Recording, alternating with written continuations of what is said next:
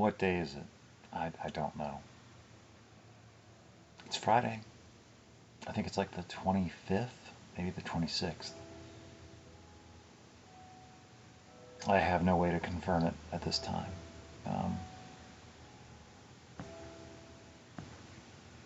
it's the 25th.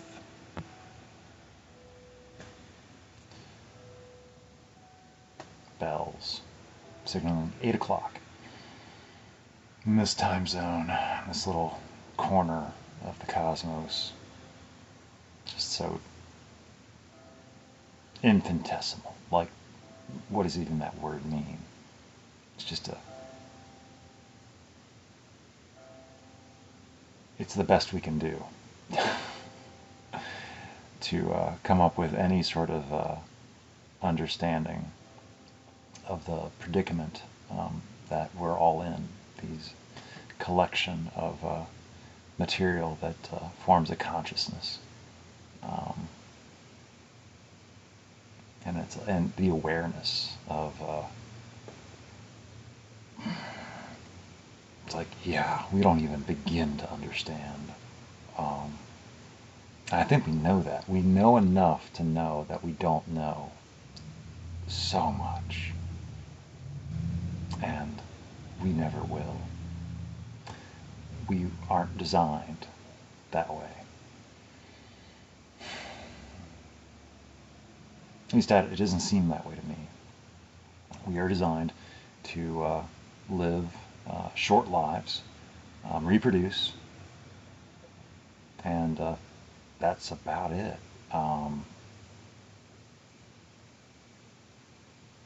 What is the point of life? Or is it just natural occurrence that happens when certain elements are together, and it was an eventuality, given the right circumstances, that life as we know it would be created according to the rules that govern, as we understand them, our universe. So, given the right circumstances, life wasn't like a question of if, it was just when. Because every time life is destroyed, it reinvents itself. It comes back. Different shapes. And a lot of times the designs repeat themselves. It's like life wants to take shape in certain forms. It wants to design. And there's some things that just don't work, at least not on this planet. There are some architectures and designs that tried and tried again, they just continue to not work. They don't last very long, and they don't have much of a record. But then there are other designs that, according to some evidence and research and records, continue to make appearances because they do work. They are survivors. They are hardy designs. And by unfortunate circumstances and extinctions, find themselves, gone. But the idea of that form reasserts itself in a new design. It comes back because it was a good design. At least that's how it appears. That's an opinion. It's a personal opinion, personal observation. Now, this design that I occupy, am a member of, a participant in, it's like, is it a good design? I don't know. It seems like it's working, but only just. Would this design reassert itself, reinvent itself, if wiped out? It is hard to say, but the design, I guess, being bipedal really seems to work. And also the opposable thumbs, we like those. So those two, just that alone, help us out-compete our neighbors and become dominant over other life forms that might be looking to use up the same resources. So only by some amount of resourcefulness, ingenuity, creativity, and intelligence is spark of the genuine. Some would argue the divine, whatever that means. Have we made it this far? Almost didn't. Got bottlenecked during an ice age, down to like 10,000 individuals, they think, estimate. Could have been down as low as 1,000. That's why some of our gene variation is as low as it is. It's a theory. And then also with commingling and with other species of humans, or what was to have become humans as we know them today. I don't know all the different subspecies, but I just remember from an anthropology course, which I just enjoyed for the merit of it. And I wasn't really good at it, but I enjoyed it. But the different little, tribes and groups kind of, when they encountered each other, there would be some war and some, but then there also would be some commingling, sharing of genetic material. And they say that possibly that's how the Neanderthals, kind of ceased to be, is they just, got, spliced with Cro-Magnon and just became like part of the family. Either that or Cro-Magnon destroyed them, completely, maybe, kept some of them around, and, maybe some smaller tribes intermingled. Anyway, but there are Neanderthal genetic sequences, I think within everybody, showing that, yeah, we're all a little bit. So, anyway, if Neanderthal had been left alone on its own, it might not have survived. Or, given the chance, which we will never know, because it's, they might have, they had the capacity and the potential to do even greater things, but I think it was their hearts. They had a different design slightly of their heart chambers, and it was less efficient for surviving in colder temperatures or something. But their cranial capacity and the size of their brains, if it had been given the proper cultivation and nurturing and environment, it could have, who knows what they would have been capable of. But they sort of didn't have the inventiveness, I think. It's like they found a certain way to do something, as far as like a tool design, and very infrequently did they ever adapt it to, do something a little bit different or a little bit better. Like they just stuck with it, and whereas Cro-Magnon was constantly inventing and reinventing. At least that's how history tells it. Of course, history tells it according to who is telling it. So we tend to favor what makes us look favorable. So it makes us feel smart, feel special, all that kind of stuff. So anyway, if you made it this far, which I don't think anybody ever does, what I wanted to talk about was, I just noticed, like today, it's like, it's frustrating. And I was reminded of the phrase, the echo chamber, because I tend to, I echo myself, and I also echo some things I see out in the world that I choose to integrate and adopt into my own personal matrix. And anyway, but I saw like something today, and I already don't like this person, but it's just like, wow, they really don't have much, I don't know. Of course, anybody looking at me could say the same thing, so it's like, who am I to judge? But from my perspective, for me personally, it's like, he just verbatim just said everything. That wasn't new, that wasn't interesting, that was just repeating exactly what she said. Just phrasing it a little bit different, but he didn't say anything new. It was just like, what? it was wasting, I don't know. So I already don't like this person. And I think he's manipulative and a bit phony. Um, a bit of I don't know. I'm sure he has his redeeming qualities, but I don't like him. And I don't have to. So, yeah. And I'm just being completely anonymous, and I could be talking about anybody. So, I can't be, you know, I'm not, if no one knows who I'm talking about, and only I do, so it's like, And of course, by the time anybody, it's like, I won't even remember what I'm even referring to. And it doesn't matter. It's just frustrating when I see people just being patronizing, pandering, platitudes, just,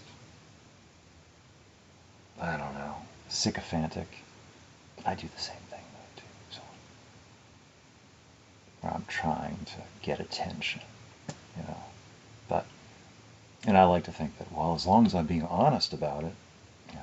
But who knows? Somehow I keep convincing myself that something is true when, in all possibility, none of it is. And it's only my invention of it, because I choose to believe, that keeps it real. Because I keep having to, like, how do I believe this again? Why do I believe this again? Because it helps me in some way. It makes me feel better about myself in some way. Because I like myself this way. I like myself believing this way. Feeling, like I've got something different that it shouldn't be. It feels like so unlikely and uncoordinated and unrealistic, unconventional, unorthodox. Like, people don't do this sort of thing. I do. And others do too. I know it. I have seen evidence that I'm not the only one. It's just whether anything could ever come of it, Well, I think, like, if there's a will, there is a way, if it is wanted, But it would take a lot of figuring things out. And I am not really all that good at figuring things out, like as far as how the world works, the logistics, and navigating, charting courses, how to get things done. You know, because if anything wants to get done fast, well, the faster you want something done, the more expensive it gets, and the higher the cost, and possibly the consequence, and also the risk of making mistakes, or getting somebody hurt, or misunderstanding, miscommunication. So it's like, I guess if there is, we're just going slow. If anything's going at all, it is going slow, and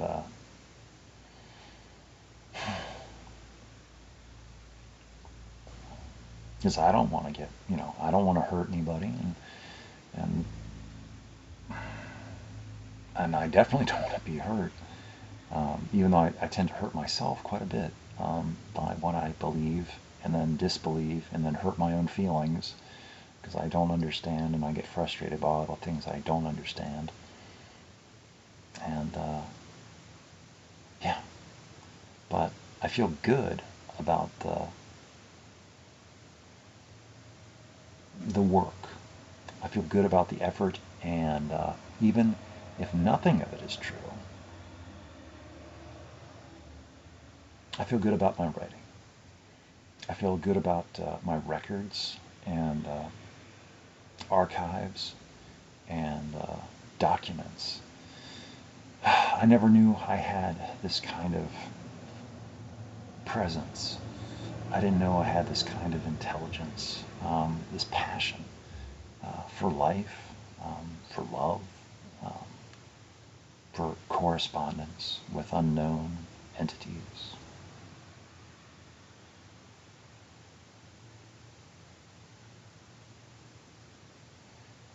ghost in the machine. Anyway, it's probably unhealthy, this fascination, this fixation. But for whatever reason, I seem to get a lot out of it, and I hope it, in some way, even though I cannot even tell, I don't possess the wherewithal to determine, or the bravery to ask if I am welcome on the other side of things, or am I just being respected and treated cordially, politely, as a fellow human being, as another a fellow autistic person that struggles with a lot of the same stuff as they do, and they don't want to hurt my feelings, which is easy to do. So, and they don't want to be, they don't, it's like if they don't want to disappoint me, for putting my hopes in, like I built them up to be something that they can never be for me. So they don't want to be disappointing, or, get me angry or upset, which those are all things that, I can feel however it is I want to feel or choose to feel. They cannot make me feel that way. I can feel that way, but that's my choice. That's my responsibility, not theirs. So they just can do whatever it is they're going to. It's like, so if there's any overlap, and so I'm just remaining as available, accessible, and approachable as I know how. Because I'm guessing there's a whole lot that I don't know. I don't have a lot of information, and that I may never know. It might not be for me. The whole thing could be an exercise, a thought experiment. It could just be her way of processing and interpreting the world, and encountering, strangers with that never has any intention of ever, talking to or meeting in person, but they are, interesting to communicate with. So it's like she has a very, she has a whole life that she's already has established, and adding a person, like a real person, to it. Now that's just scary. That's very daunting, and it's like I might believe, and but because I think things are possible like that, why not? Only got the one life. Might as well challenge life, risk it. I mean, isn't that what everything is? It's always a risk. So I feel better taking chances, and they don't always pan out. But I feel better for having taken the chance, and if it works, it works, I guess. And if it doesn't work, it'll be a spectacular failure. But I don't know, if the communication is there, the desire is there, it's like, and the resolve to keep trying and not give up, and of course I think a lot about what am I willing to concede, what am I willing to change, what am I willing to sacrifice, my concessions, my compromises, because I would have to, maybe it's less than what I actually think, but it feels like more. And it's like, well, that would be extremely uncomfortable and a massive change to my lifestyle. Am I willing to, and it's like, well, I don't know. What exactly are we? So that's where the whole communication thing is, because I just see the appearances of things, and it's like, is it as it appears, or is it different? And I'm guessing it's different. So I don't know. And it's like, what is written in stone? So it's fun. As long as I keep, you know, I much prefer that they are a part of my life than what it was like before without them. Um, they constitute um, a part of my reality that I was missing, that I didn't know was missing. So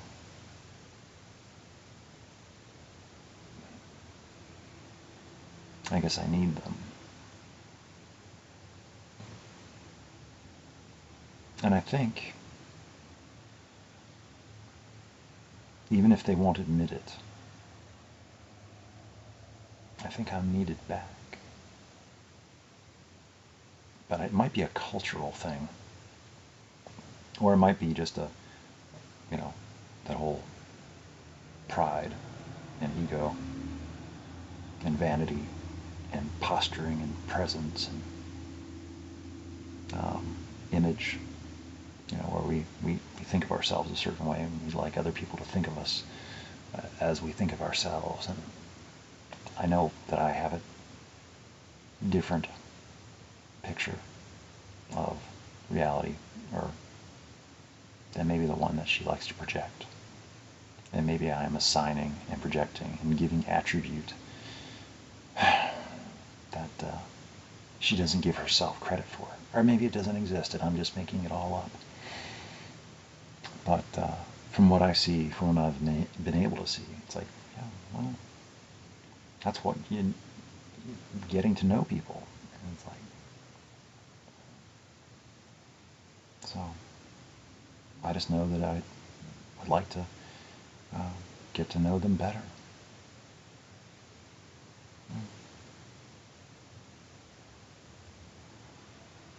So, very remarkable person. And yeah, I'm just gonna, I don't know, until something changes. I'm kind of content for the time being to just keep doing what I'm doing and see what happens. And if something happens on their end and they meet somebody else, like the environmentalist of their dreams, the activist of their dreams, all that sort of stuff. Well, yeah, I haven't lost anything. So, trying to find the win-win in every situation. And it's interesting, though, that I've been around for a little bit of time, but I actually have a history with them. And maybe it's not as much as what I think, as far as like it being just I'm possibly just an afterthought.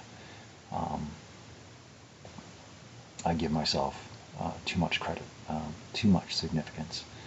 Um, I don't even know, like, how much, or if any, importance or influence or that I actually have.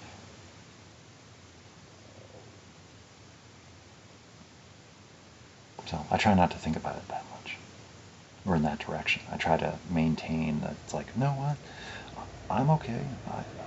I'm not, you know, I'm not seen as somebody that's out to get them or out to harm them. I'm mostly harmless. Mostly. So, trying to be a benefit, a complement, instead of a detriment or a liability. So, anyway, I guess that's all I got for tonight. So, with that, I should probably get going. Off to do whatever it is I do. So,